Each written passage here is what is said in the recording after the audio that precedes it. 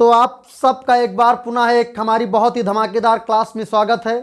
इस क्लास में मैं आज आप लोगों को बिल्कुल प्रोनाउन से संबंधित कुछ क्वेश्चंस लेकर के आया हूं और उन क्वेश्चंस को लाया हूं जो कॉम्पिटिटिव एग्जाम्स में एक बार नहीं कई बार पूछे गए हैं। और इन क्वेश्चंस में आपको बहुत ही एक बेहतरीन कॉन्सेप्ट मिलेगा। क्लास वीडियो बहुत छोटा है, बिल्कुल सभी लोगों को हर एक क्वेश्चंस को शुरू से लेकर अंत तक देखना है। और सभी साथी चैनल को पे नए हैं तो चैनल को सब्सक्राइब करें और वीडियो को अपने साथियों में शेयर करें। तो चलिए मैं बात करता हूं आज के पहले क्वेश्चन पे। पहला क्वेश्चन मेरा लिखा है she gave me mangoes, fill करना है, आगे लिखा है वर राइप। कहने का मतलब यह है कि सी गेव मी मैंगोज, उसने मुझे आम दिए या उसने मुझे आम दिया, आगे लिखा वर राइप। अब मुझे फिल करना है कि हमें क्या फिल करना है, हमको आई फिल करना है या वी या यू या दे। तो याद रखिएगा, उसने मुझे मैंगो दिया, उसने मुझे आम दिया। और राइप का मतलब पके हुए थे, तो पके हुए कौन थे बताओ, यही मैंगोज पके हुए थे कि नहीं। तो प्यारे बच्चों याद रखिएगा, जब अगर एक मैंगो होता है तो उसके लिए प्रोनाउन हम लोग इट का यूज करते हैं, लेकिन अगर तमाम सारे मैंगो हैं तो आपको पता है कि इट का प्लूरल क्या होता है, दे होता है। तो यानी यहाँ पे D option is the right answer. चलिए हम लोग दूसरे क्वेश्चंस पे चलेंगे। इसमें बताइए, लिखा है each and every student is honest in work. Each and every student is honest in work.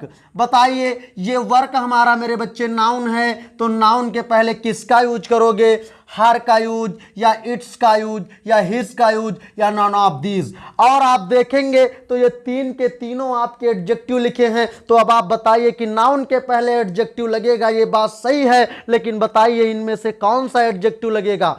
तो मेरी बात को याद रखना है मेरे बच्चे, अगर कभी भी एंड से दो सब्जेक्ट को जोड़ा जाए, अगर कभी भी एंड से दो सब्जेक्ट को जोड़ा जाए और दोनों सब्जेक्ट से पहले ईच या एवरी लगा हो, तो याद रखिएगा उस सब्जेक्ट को सिंगुलर ही माना जाता है और उसके साथ जो हम लोग प्रोनाउन लगाएंगे, जो एडजेक्टिव लगाएंगे, वो सिंगुलर लगाएंगे।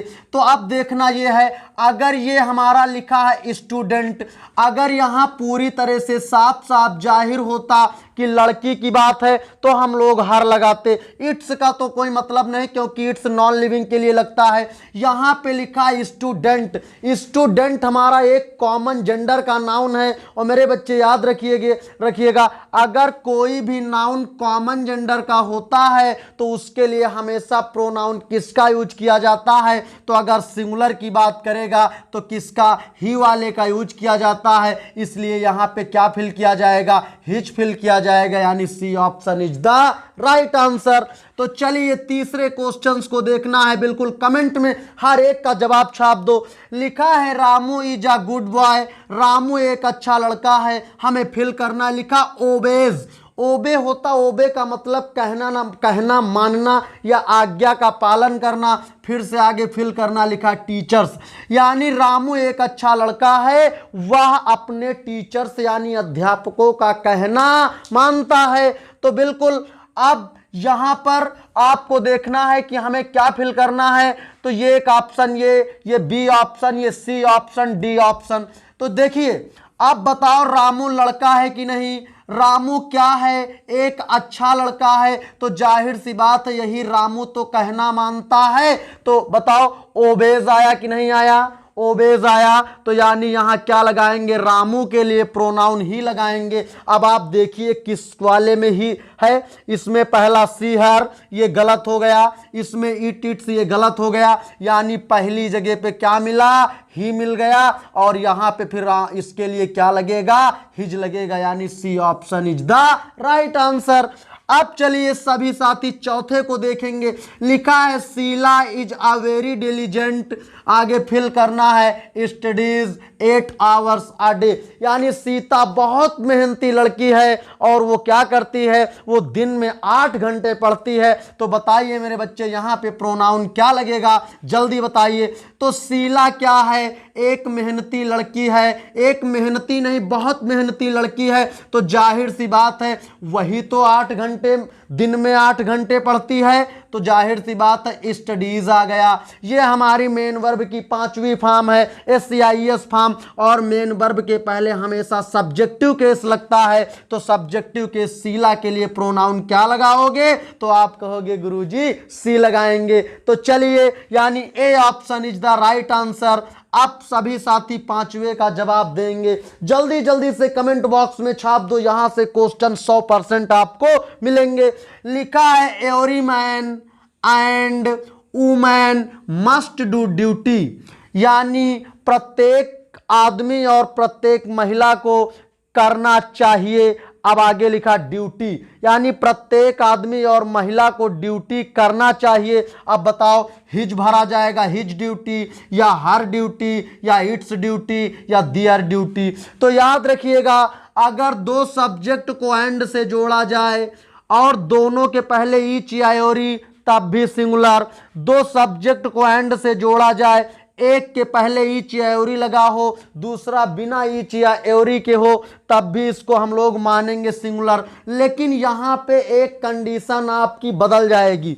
अगर कभी भी दो सब्जेक्ट को एंड से जोड़ा जाए, पहले के साथ ईच या एवरी लगा, दूसरे के साथ ईच या एवरी नहीं, अकेला आया है, तो याद रखिएगा हमको क्या करना है, हमें लगा देना है यहाँ पे दियर। आप कहोगे गुरुजी दियर क्यों लगाएंगे? क्योंकि अगर ये दोनों जेंडर समान होते, each man and each boy होता, तब तो हम लोग यहाँ पे हिज लगा देते। लेकिन अगर एक लेडीज और एक जेंट्स, अगर दोनों सब्जेक्ट के जेंडर अलग अलग हो, तो याद रखिएगा हमेशा किसका यूज करोगे? प्लूरल वाले का यूज करोगे। ये बहुत ही बेहतरीन कॉन्सेप्ट है और मुझे उम्मीद है कि ये कॉन्सेप्ट आपको सबसे पहली बार मिला होगा। चलिए 6 नंबर पे चलिए। Neither Radha nor Geeta can do work, यानी ना ही राधा और ना ही गीता कर सकती हैं, किसको? काम को कर सकती हैं। अब बताओ हर होगा कि इट्स होगा कि हिज होगा कि दियर होगा? जल्दी से आपको छाप देना है।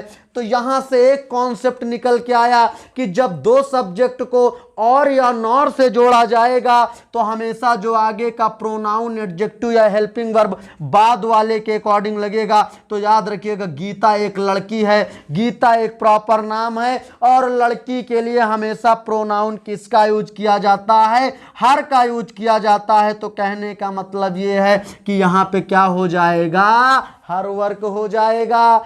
चलिए, बहुत लोग कह रहे हैं सर दियर कर दिया जाए। मेरे बच्चे याद रखिएगा, नाइदर एक डिस्ट्रीब्यूटिव प्रोनाउन है। जिस सेंटेंस में डिस्ट्रीब्यूटिव प्रोनाउन मिल जाएगा, उस सेंटेंस में कभी भी आपको दियर या दे का यूज नहीं किया जाएगा। आप सबसे लास्ट वाले को छाप दो कमेंट बॉक्स में कि यू एंड फिल करना है are going towards the temple, यानी तुम और क्या फिल करा जाएगा? जा रहे हैं मंदिर की तरफ या मंदिर की ओर। तो याद रखिएगा हेल्पिंग वर्ब के पहले जितने भी सब नाउन या प्रोनाउन आएंगे सबको सब्जेक्ट मानोगे।